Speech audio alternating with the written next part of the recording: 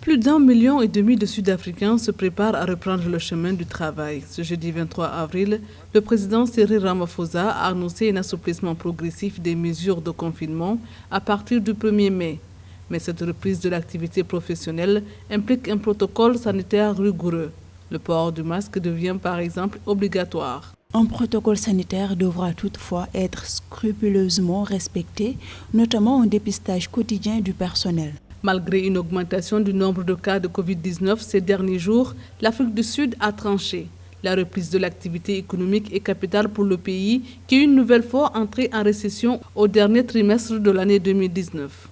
Avec un chômage élevé qui varie entre 30 et 50% en fonction des secteurs, l'assouplissement de ce confinement était nécessaire pour éviter des émeutes selon certains experts.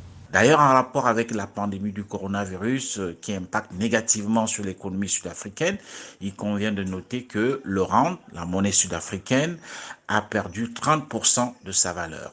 Et donc, tous ces éléments mis ensemble ont d'ailleurs amené le ministre sud-africain des Finances à redouter la sinistrose économique à cause, n'est-ce pas, de cette situation du coronavirus.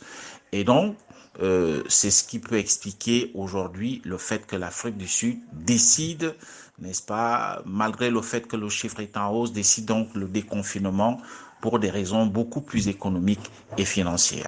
Un couvre-feu a également été instauré de 20h à 5h du matin. Les travailleurs essentiels en sont toutefois dispensés.